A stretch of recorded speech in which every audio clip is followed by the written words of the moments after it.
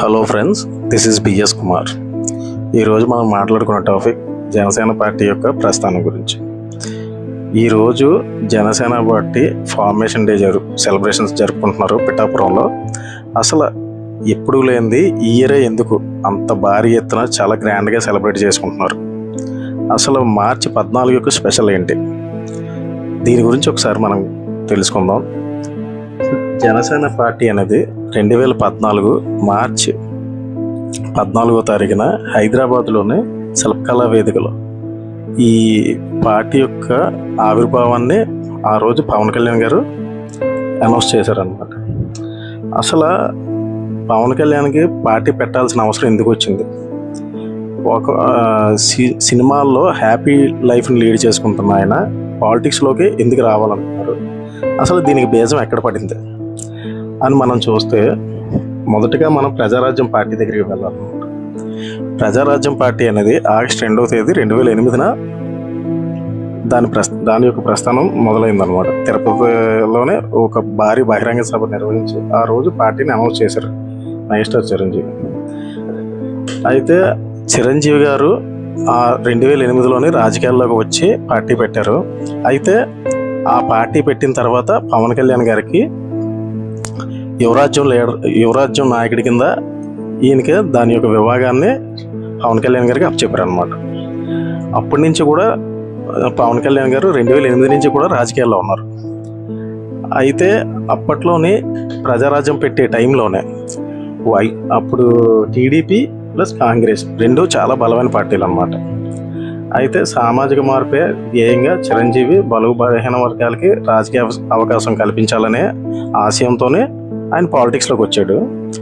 అయితే ఈయన పాలిటిక్స్లోకి వచ్చిన టైం అనేది అసలు కరెక్ట్ కాదనమాట. అంటే ఆ టైంలోనే రెండు బలమైన పార్టీలు ఉన్నాయి, ఇంకా మూడో దానికి అక్కడ అవకాశం లేదనమాట. అలాంటి టైంలోని ఈయన రాజకీయ రంగేయడం చేశాడు అనమాట. అప్పటికి పొలిటికల్ స్పేస్ లేదు ఉమ్మడి ఆంధ్రప్రదేశ్లో. అయితే ఈయన వచ్చే నాటికి రెండు బలమైన శక్తులుగా ఉన్న టీడీపీ కాంగ్రెస్ని ఎదురొడ్డి నిలిచి 2009లోనే ఈయన ఎన్నికల్లో పోటీ చేసినప్పటికీ మొత్తం ఉమ్మడి ఆంధ్రప్రదేశ్లో 18 సీట్లు 80 లక్షల ఓట్లు తెచ్చుకున్నాడు అనమాట. ఒక విధంగా చూస్తే అది చాలా భారీ ఓట్ బ్యాంకే, మంచి సీట్లే. అయితే ఆయన పాలిటిక్స్లోకి రావడానికి ఒక విధంగా చెప్పాలంటే ఎన్టీఆరే ఇన్స్పిరేషన్ అనమాట. అప్పట్లోనే 1982 అనుకుంటా, ఆ టైంలోని ఎన్టీఆర్ ఇలాగే సినీ ఫీల్డ్ నుంచి వచ్చి రాజకీయాల్లో పోటీ చేసి పార్టీ స్థాపించిన 6 నెలల్లో అధికారాన్ని హస్తగతం చేసుకోండి. అయితే ఎన్టీఆర్ రాజకీయాల్లోకి వచ్చే నాటికి కంప్లీట్ పొలిటికల్ స్పేస్ ఉందన్నమాట. అప్పుడు కాంగ్రెస్దే ఏకఛత్రాధిపత్యం, ఆపోజిషన్ అనేది వామపక్షాలు ఉన్నాయి కానీ అంత బలమైనవి కాదు. ఎన్టీఆర్ వచ్చే నాటికి అప్పటికే కాంగ్రెస్ మీద విపరీతమైన అపవాదులు ఏమున్నాయంటే, ఈ కాంగ్రెస్ వాళ్ళు ఇయర్కి ఒకసారి ముఖ్యమంత్రులు మారుస్తుంటారు అని చెప్పేసి అని విపరీత నెగిటివిటీ ఉంది కాంగ్రెస్ మీద. అయితే ఈ నెగిటివిటీని తెలుగు వాళ్ళ ఆత్మాభిమానానికి భంగం కలుగుతుందని చెప్పి ఆనాడు ఎన్టీ రామారావు ఆయన పార్టీ పెట్టి తెలుగు వాళ్ళ యొక్క ఆత్మాభిమానం ఢిల్లీలో తాకట్టు పెడుతున్నారు కాంగ్రెస్ నాయకులు అని చెప్పేసి అని అప్పట్లోనే చాలా పెద్ద ఎత్తున ఈ నినాదాన్ని ప్రజల్లో తీసుకువెళ్ళి అప్పుడు ఎలక్షన్లో పోటీ చేసి ఆయన గ్రాండ్ విక్టరీలు సాధించాడు అనమాట. అలాగే దేశంలో మరి రాజకీయ పార్టీ కూడా పార్టీ పెట్టిన 6 నెలల్లో అధికారంలో రావడం జరగలేదు ఇప్పుడు కూడా. అలాగే ఆయనకి విపరీతమైన సినిమాటిక్ అంటే చరిష్మా ఉందన్నమాట. ఆ విధంగానే ఎన్టీఆర్ తర్వాత చిరంజీవి కూడా మోస్ట్ పాపులర్ హీరో తెలుగు ఇండస్ట్రీని ఒక ఏళ్ళు వెళ్ళాడు అనమాట. అలాంటి టైంలోనే చిరంజీవి పాలిటిక్స్లోకి వచ్చాడు. చిరంజీవి కూడా మంచి విజయం సాధిస్తాడు అనుకున్నారు అందరూ కూడా. అయితే చిరంజీవి వచ్చిన టైమింగ్ అనేది రాంగ్ టైమింగ్ అనమాట. అయితే ఆ టైంలో వచ్చినప్పుడు పార్టీ బాగానే ఉంది స్టార్టింగ్లో. కొన్నాళ్ళ తర్వాత అందులోనే ఇంటర్నల్ కుమ్ములాటలు జరిగి అప్పట్లో పథకాల ప్రభాకర్ అని, కేసీఆర్ నాని అని ఇలాంటి వాళ్ళ వల్ల అంటే ప్రజారాజ్యంలో టికెట్లు అమ్ముకుంటున్నారని చెప్పేసి నిందలు వేసి పార్టీ నుంచి వాళ్ళు బయటికి వెళ్ళిపోయి పార్టీకి ఎంత చెయ్యాలో అంత డ్యామేజ్ చేసి వెళ్ళిపోయారు అనమాట. ఆ టైంలోనే 2009లో ఎలక్షన్లో పోటీ చేశాక అప్పుడు ప్రజారాజ్యం అనేది భారీ ఎత్తున విజయం సాధిస్తుంది అనుకున్నారు. కానీ ఇలా 18 సీట్లు 80 లక్షల ఓట్లు ఎప్పుడైతే వచ్చినాయో చాలా వరకు డిసప్పాయింట్ అయ్యారు చిరంజీవి గారు, పార్టీ సభ్యులు కూడా. అలాంటి టైంలోనే 2009లోనే వైఎస్ రాజశేఖర రెడ్డి చనిపోయాడు అనమాట. అప్పుడు కేసీఆర్ సపరేట్ స్టేట్ కోసం ఎప్పుడైతే రాజశేఖర రెడ్డి చనిపోయాడో ఆయన దీక్ష మొదలుపెట్టాడు. అలాంటి టైంలోనే అంటే అప్పుడు అప్పుడు కాంగ్రెస్, టీఆర్ఎస్ ప్లస్ వామపక్షాలు కలిసి ఉండేవి అనమాట. ఇప్పుడు ఎవరు నెక్స్ట్ ఎంఐఎం ఒకటి. ఇదైతే ఎప్పుడైతే రాజశేఖర రెడ్డి వెళ్ళిపోయాడో అప్పుడు రోసయ్య ముఖ్యమంత్రి అయ్యాడు. ఆ టైంలోనే వీళ్ళు బయటికి వెళ్ళిపోయారు. అప్పుడు ఆల్మోస్ట్ కాంగ్రెస్ మైనార్టీ గవర్నమెంటే. ఆ టైంలో చిరంజీవి 18 మంది ఎమ్మెల్యేలను తీసుకొని వెళ్ళి కాంగ్రెస్లో కలిపి ఎప్పుడైతే కలిపాడో అప్పుడు కంప్లీట్ మెజార్టీ కాంగ్రెస్ ఉందన్నమాట. అలాంటి టైంలో ఈయన కొన్ని 18 మంది ఎమ్మెల్యేలు కలిపినందుకు ఈయనకి ఏమైనా బెనిఫిట్ ఉందా అంటే అది కూడా లేదు. అంటే ఈ సెంట్రల్లోనే క్యాబినెట్ ర్యాంక్ పదవి కూడా ఇవ్వలేదు, కేవలం సహాయ మంత్రి మాత్రమే ఇచ్చారు, అది కూడా పర్యాటక శాఖ. అలాంటి టైంలోనే అయితే ఇదంతా పవన్ కళ్యాణ్కి ఇష్టం లేదు ఈ పార్టీని అందులో విలీనం చేయడం అనేది. పవన్ కళ్యాణ్ వాళ్ళ అన్నితో విభేదించాడని కూడా అంటుంటారు చాలామంది. అయితే ఎప్పుడైతే ఇలాగైపోయిందో ఈయన చాలా డిసప్పాయింట్ అయ్యాడు పవన్ కళ్యాణ్ కూడా. అప్పుడు కొన్నాళ్ళు ఇంకా ఈయన బయటికి కూడా రాలేదు, అంటే పాలిటిక్స్ వైపు తన సినిమాలు చేసుకుంటూ ఉన్నాడు. ఇలాంటి టైంలోనే 2014లో సడన్గా ఒక సభ పెట్టి పార్టీని అనౌన్స్ చేయడం అప్పుడు చాలామందికి ఆశ్చర్యానికి గురి చేసింది. ఈయన పార్టీ పెట్టినప్పుడు కూడా చాలామంది విపరీతమైన విమర్శలు చేశారు. అయితే ఆయన పార్టీ పెట్టినప్పుడు ఫస్ట్ స్పీచ్ మాత్రం చాలా హైలైట్ అయింది, చాలామంది ఇన్స్పైర్ చాలా వరకు ఆకట్టుకుంది ఆ స్పీచ్ కూడా. అయితే చాలామంది ఈయన ఏమనివ్వరు అంటే ఈయన కూడా వాళ్ళ అన్నయ్యలాగే పార్టీని ఎత్తేస్తాడు, పాలిటిక్స్లో ఉండడు, ఈయనకి ఏం చేత కదా వాళ్ళ అన్నయ్యే ఏం చేయలేకపోయాడు, ఈయన వచ్చి ఏం చేస్తాడని విపరీతమైన విమర్శలు చాలా ఆపోజిట్ నాయకులు కూడా. అలాంటివన్నీ పట్టించుకోకుండా అప్పుడు 2014లోనే పార్టీ అనౌన్స్ చేసిన తర్వాత దేశవ్యాప్తంగా పార్లమెంట్ ప్లస్ మన ఏపీకి అసెంబ్లీ ఎన్నికలు జరిగాయి అనమాట మీలోనే. అప్పుడు ఈయన ఎలక్షన్కి ముందు నరేంద్ర మోడీకి గుజరాత్ వెళ్ళి సంపూర్ణ మద్దతు ప్రకటించాడు. అప్పుడు బీజేపీ, టీడీపీ కలిపి ఒక కూటమి కింద ఉన్నాయి. ఆ కూటమికి అంటే బీజేపీకి డైరెక్ట్ సపోర్ట్ చేశాడు. అయితే కూటమిలో టీడీపీ భాగం కాబట్టి కొన్ని సభల్లోనే వాళ్ళ తరఫున కూడా క్యాంపెయినింగ్ చేశారు అన్నమాట పవన్ కళ్యాణ్. అయితే అప్పుడు రాష్ట్రంలోనే బలమైన పార్టీలు టీడీపీ ప్లస్ వైసీపీ. అయితే వైసీపీ చాలామంది ఏమనుకున్నారంటే అధికారంలోకి వస్తుందని అనుకున్నారు. అంటే వాళ్ళ నానపోయిన సింపతి ప్లస్ జైల్లో నుంచి వచ్చాడని చెప్పేసి ఇదో సింపతి ఇవన్నీ కలిసి జగన్కి ప్లస్ అయినాయి. అలాంటి టైంలో ఎప్పుడైతే పవన్ కళ్యాణ్ ఈ స్టాండ్ తీసుకొని ఇటువైపు సపోర్ట్ చేశాడో 2014 ఎలక్షన్లోనే కూటమి మంచి విజయం సాధించింది. అయితే వైసీపీ ఓడిపోయింది, కానీ 2% ఓటింగ్తో మాత్రమే ఓడిపోయింది. అంటే పవన్ కళ్యాణ్ కానీ ఇటువైపు కానీ సపోర్ట్ చేయకుండా ఉంటే ఒక 3 to 4% ఓటింగ్ పవన్ కళ్యాణ్ వల్లే షిఫ్ట్ అయిందని నమ్ముతుంటారు జనాలు.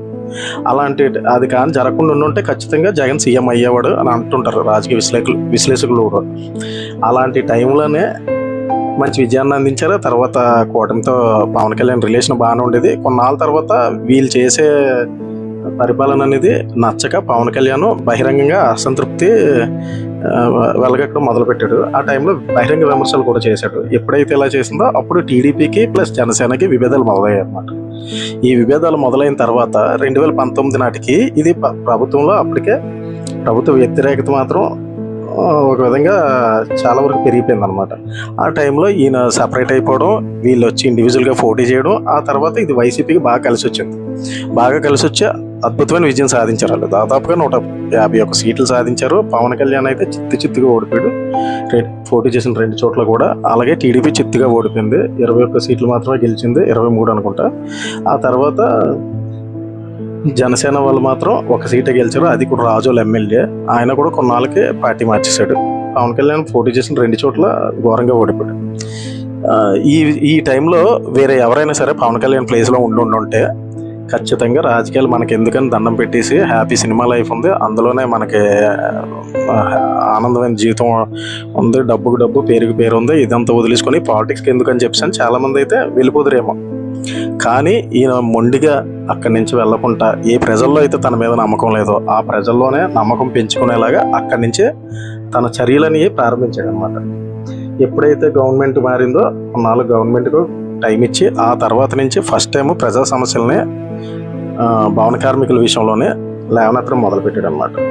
ఇలాగా అప్పట్లో రోడ్లు వేయకపోవడం అని కానీ, తర్వాత డెవలప్మెంట్ లేకపోవడం కానీ, వేధింపుల మీద కానీ, ఇలాగా వివిధ అంశాల మీద రైతులకి మద్దతు ధర ప్రకటించకపోవడం కానీ, రైతులను ఆదుకోకపోవడం కానీ, వీటన్నిటి మీద బహిరంగంగా గవర్నమెంట్తో డి అంటే డి అనేలాగా ఉండేవాడు అనమాట.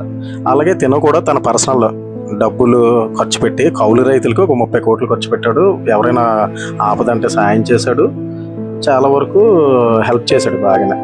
మొదటి నుంచి ఈయన హెల్పింగ్ మైండెడ్. అలాంటి టైంలోనే ఈ కౌలు రైతులు ఖర్చు పెట్టిన 30 కోట్లు అనేది ఈయనకి మంచి పాజిటివ్ తెచ్చింది ప్రజల్లో మాత్రం. చాలా వరకు ఈయన తర్వాత ఎలక్షన్లోకి వెళ్ళడానికి కూడా ఇది వన్ ఆఫ్ ది రీజన్ అనమాట. ఆ తర్వాత ఎప్పుడైతే 2019లో తాను ఏం తప్పు చేశాడో తెలుసుకొని 2024లో ఆ తప్పు జరగనివ్వకూడదని అప్పుడు ఎప్పటం సభలో అనుకుంటా ఎప్పటం సభ పెట్టినప్పుడు ప్రతిపక్షాలు ఓటు చేయాలనివ్వను, వచ్చే ఎన్నికల్లోనే ఖచ్చితంగా మేము అందరం ఏకమయ్యే ప్రస్తుతం ప్రభుత్వాన్ని గద్దె దించుదామని చెప్పి ప్రతిజ్ఞ చేశాడు. ఆ రోజు ఎప్పుడైతే ఆ డెసిషన్ తీసుకున్నాడో అదే 2024 వరకు కంటిన్యూ చేసి ఇప్పుడైతే ప్రతిపక్షాలు లాస్ట్ టైం ఏ మిస్టేక్ చేసావో ఆ ప్రతిపక్షాలని ఏకం చేశాడు అనమాట. బీజేపీ, టీడీపీ ఎట్టి పరిస్థితుల్లో కలవనుకున్న పార్టీలు రెండింటిని కలిపాడు దగ్గరుండి. ఆ దగ్గరుండి కలిపి ఏకం చేసి ఎన్నికల్లోకి వెళ్ళాడు అనమాట. ఎన్నికలకు వెళ్ళి మొదట 30 సీట్లు అన్నారు, తర్వాత 23 సీట్లు అలా ఇస్తే ఆ సీట్లలో కూడా 27 సీట్లు అనుకుంటా తర్వాత ఇచ్చి అవి కూడా త్యాగం చేసి ఆఖరికి 21 సీట్లతో సరిపెట్టుకొని తర్వాత 2 ఎంపీలు తీసుకొని, అలాగే అనకాపల్లి ఎమ్మెల్యే కూడా జనసేన అనుకున్నారు మొదట, అది బీజేపీకి ఇచ్చేసి ఇలా తను చాలా త్యాగం చేశాడు. ఆ త్యాగానికి ప్రతిఫలం అనేది ఎలక్షన్ రిజల్ట్లో మాత్రం బంపర్ మెజార్టీతో గెలిచారు. అలాగే తన పోటీ చేసిన అన్ని నియోజకవర్గాలు 100% స్ట్రైక్ రేట్తో గెలిచి దేశవ్యాప్తంగా సంచలనంగా మారాడు అనమాట. ఇప్పటికొచ్చి ఈ రాజకీయ పార్టీ కూడా ఈ టైప్ ఆఫ్ విక్టరీ సాధించలేదన్నమాట. ఇది సెన్సేషన్ అయింది. అది ఒక ఎత్తు అయితే సెంట్రల్ గవర్నమెంట్ కంప్లీట్ మెజార్టీ రాలేదు. అలాంటి దాన్ని కూటమిలో తీసుకురావడం ప్లస్ వాళ్ళకి కొన్ని ఎంపీ సీట్లు కేటాయించడం, వాళ్ళకి 3 ఎంపీలు గెలవడంలో కీలక పాత్ర. అది కాకుండా కూటమి తరఫున ఎంపీలని సెంట్రల్ గవర్నమెంట్కి ఇవ్వడం వల్ల దాదాపు 21 మంది ఎంపీలు వాళ్ళు గెలిచిన 242లోనే యాడ్ అయ్యారు అనమాట. ఈ విధంగా సెంట్రల్ గవర్నమెంట్ రావడానికి మెయిన్ రీజన్ పవన్ కళ్యాణ్. అందుకే ఇవన్నీ దృష్టిలో పెట్టుకుని కూడా నరేంద్ర మోడీ అప్పుడు పార్లమెంట్లో పవనాన్ని తుఫాన్ అని సంబోధించాడు అనమాట.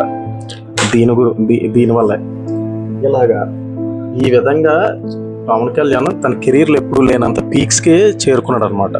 అంటే దీంట్లో మనం ఒకటి నేర్చుకోవచ్చు. అది ఏంటంటే ఎప్పుడైనా చాలామంది ఏం చేస్తారంటే ఒక కష్టాలు వచ్చినా ఏమైనా సమస్యలు వచ్చినా తర్వాత మనకెందుకు మనం ఏం చేయలేము అనే నిరాశ నిస్పృహలతో ఉంటారు. చాలా కాలం నుంచి మనం ఇలాగే ఉండిపోతున్నాం అని చెప్పి. కానీ ఇందులో మనం నేర్చుకోవాల్సిన పవన్ కళ్యాణ్ చూసి అంకుటిత దీక్ష, నిజాయితీ, మనసులో బలంగా ఏదైనా కోరుకుంటే అది అయ్యి తీరుతుంది, దానికి గల కృషి చేస్తే అని అనడానికే పవన్ కళ్యాణ్ జీవితమే ఒక ఆదర్శం నేటి యువతకి కానీ అందరికీ కానీ. ఆయన అధికారంలో రావడానికి 2008 ఎక్కడ 2024 ఎన్నాళ్ళు ఆయన అకుంఠిత దీక్షతోనే చేసి తన పార్టీని 2014లో ఎవరూ లేకుండా తన సింగిల్గా మొదలుపెట్టిన పార్టీని ఇలాగా ఈరోజు దేశవ్యాప్తంగా తన గురించి కానీ తన పార్టీ గురించి కానీ మాట్లాడుకునే స్థాయికి తీసుకొచ్చాడంటే ఆయన పడిన కష్టం, ఆయన పడిన శ్రమ మన అందరికీ ఆదర్శం. అందుకే ఈ మార్చి 14 అనేది జనసేనకి అంత ఇంపార్టెంట్ అనమాట. అలాగే ఈ మార్చి 14 ఈ ఇయర్ ఎందుకు అంత సెలబ్రేట్ చేసుకుంటున్నారంటే అధికారంలోకి వచ్చిన తర్వాత తొలి ఫార్మేషన్ డే. అందువల్ల జనసేన శ్రేణులు అందరూ అంత ఉత్సాహంతో, కార్యకర్తలు కానీ అభిమానులు కానీ ఇంత ఉత్సాహంగా ఉల్లాసంగా ఈరోజు చేసుకోవడానికి మెయిన్ కారణం ఇదన్నమాట. Okay friends.